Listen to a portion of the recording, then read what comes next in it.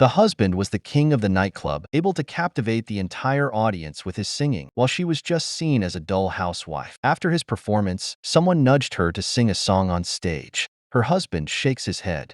Her husband shook his head, knowing she wouldn't go up even for $100. To do something like this. Oh no. I'll bet you $100 she doesn't get up on this stage. Make it 2. But she was about to show him a completely different side of herself. In a flash, her conservative office outfit transformed into a sexy crop top, and she threw her hairband at her husband's face, kicking off the hottest performance of the night. How can I put this in a way so as not to offend or unnerve? Her husband gritted his teeth, covering his friend's eyes, as she became the center of attention. Let a woman be a woman and a man be a man. I am here. Unfortunately, the price of her wild performance was a broken ankle and nose. Her carefree husband still praised her stunning show while she rolled her eyes. Realizing his mistake, he rushed to comfort her. They had been married for 9 years, half of which she spent silently fuming, while the other half was filled with apologies and love, no matter how heated their arguments over house, car, or kids were. For house, car, did it. kids were. It was a bad thing I did, and I'm so sorry. You told my mother I didn't want children. I did not! Yes, you did. Say that! Yes, you But no matter how badly they fought, they would always make up before going to bed. The other half of the time was spent apologizing, pouring their hearts out, and loving each other even more. Her husband was a straightforward, insensitive guy who often annoyed Holly, but he always managed to find a way to cheer her up, while other couples' lives grew dull and their conversations dwindled. This seemingly unstable couple argued and bickered their way through 9 years. As the saying goes, you never know how much you love someone until the day they leave you. One winter, a year later, her husband passed away from a brain tumor. The once vibrant man had now become a small, black box. As she tearfully stared at it, a pastor suddenly stepped up and said, "Let's party." It was the most bizarre memorial service he'd ever seen. Following her husband's wishes, it wasn't held in a church but in a bar, and instead of sad music, his favorite song played. Friends took turns drinking and placing their wine glasses on the urn. Amidst the increasingly joyful atmosphere, she laughed for the first time. Her husband had always been the life of the party, and even in death, he wanted to bring happiness. But after the memorial, she returned home alone with the urn. She had always complained their house was too small, but now it felt so empty. She put the urn next to her bed. She listened to his voice messages until her phone ran out of battery. Hey, it's Jerry, in a scary limo. Leave a message. Then, she took out her husband's jacket, as if she could still feel the last trace of his warmth on it.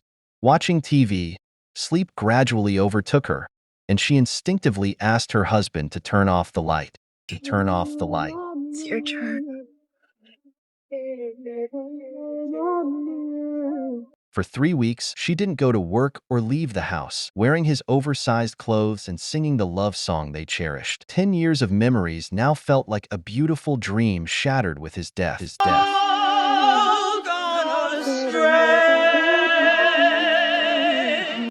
Time felt like a beautiful dream that vanished into thin air with her husband's passing. Unable to reach her, family and friends showed up at her door, shocked by the chaotic room and Holly's disheveled appearance. It turned out that today was Holly's 30th birthday, something she had completely forgotten. Someone had sent her a birthday cake with the words, "Happy birthday to my dearest love," written on it.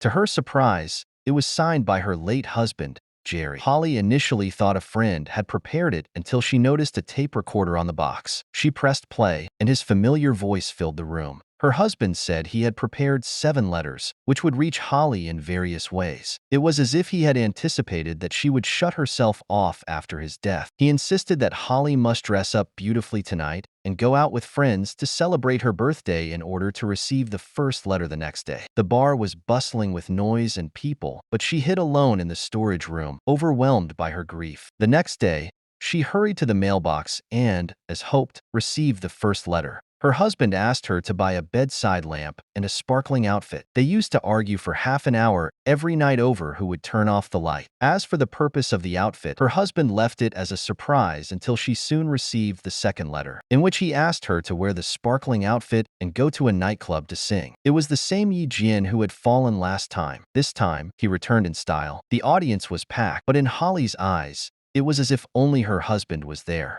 The third letter was hidden in a jacket delivered from the dry cleaners. Her husband instructed Holly to keep only this jacket and to throw away all his other belongings. The traces of her husband were gradually disappearing from the house, but Holly's longing for him only grew stronger. She often dreamed of her husband holding her to sleep just like before. By the time the fourth letter arrived, it was already summer, and Holly's eager gaze even made the mailman uneasy. This time, her husband had arranged a trip for Holly. The travel agency staff looked at the ticket. She envied Holly for having such a wonderful husband and felt sad about this extraordinary love story. When Holly's mother heard about the trip, she didn't want Holly to go. She had never liked her carefree son-in-law much, and now that he was gone, he was still holding on to her daughter with those letters. That like I'm not dealing with it. I am. How? Because of this, Holly had a fight with her mother. Not long after, Holly arrived in Ireland, her husband's hometown and the place he had arranged for her trip. Next to a picturesque ranch, he had rented a villa for his wife. As Holly and her two best friends got out of the car, she was deeply moved by the surprise before her eyes. The big house her husband always talked about. He had never forgotten. Hey, He Big had never Mama. forgotten. Make sure my baby has a good time. Denise, take Holly to Whalen's, my favorite pub. There's beautiful music to be heard, beautiful people to be around. Following the instructions in the letter, they went to a local bar. Holly was immersed in the music, but soon realized that the singer on stage was performing a song her husband had written for her. The familiar melody stirred up memories. It was in this very bar where her husband had strummed his guitar and sung this song, pushing through the crowd to boldly confess his love to her. As Holly listened, her eyes welled up with tears, and she hurriedly fled the bar. The once romantic memories now felt like knives cutting into her heart. The next day, they went boating and fishing on the lake. Another thing her husband had once promised Holly they would do together. Now, Holly could only rely on her best friends to accompany her. A sudden big fish caused chaos, and after struggling for half a day, the fish managed to take the rod, leaving the three of them falling over. Despite the mishap, the cheerful atmosphere helped Holly momentarily forget her sadness. Amidst the laughter, her two friends began sharing their big life news. One was pregnant, and the other was about to get married. Holly was, of course, happy for them, but she also felt an overwhelming sense of loneliness. Later, Holly gathered the courage to visit her husband's parents. Her husband had left his home country to be with her, and she had always felt that her in-laws would hold some resentment towards her. However, the elderly couple understood their son's choice and actually liked her very much. Here, she received her husband's sixth letter. In the letter, her husband spoke about their first meeting. It was when Holly had just graduated and was traveling through Ireland. Jerry was instantly captivated by this rainbow-like foreign girl. He drove Holly to the city, where she passionately discussed poetry and art, revealing she was an art student. At that time, he was full of dreams and had a sparkle in his eyes. Although Jerry didn't understand much of what Holly said, he was deeply moved by her and remembered her words. My business is to create. My business is to create. Doesn't even matter what you do. You told me that, remember? After starting work, Holly faced obstacles in the big city and eventually took a real estate sales job she didn't like, just to earn a bit of money. This was also a frequent source of arguments with her husband because she didn't know what she truly wanted. Now, as her husband reminded her of her original dreams, Holly was moved to tears. After returning home, she quit her sales job and took time to think about what she should truly pursue. The buckle made the previously plain shoes look a bit better. Holly suddenly had an idea, picked out 2 pairs of shoes, and took out some paper and colored pens. Inspired and motivated, she sketched all day. She also enrolled in a shoe design class to learn professional techniques. Not long after, she wore her self-designed shoes to meet her friend, who was busy designing a wedding dress. Just like when they first met, her husband once again guided her when she was lost. Later, Holly became a shoe designer, creating many beautiful pieces. But she still couldn't let go. Even when she started dating someone new, she would unconsciously call out her late husband's name. Holly found her mom and threw herself into her arms. All the sadness and pain she had been holding in during this time finally burst out at that moment. Man happens to me and then he died.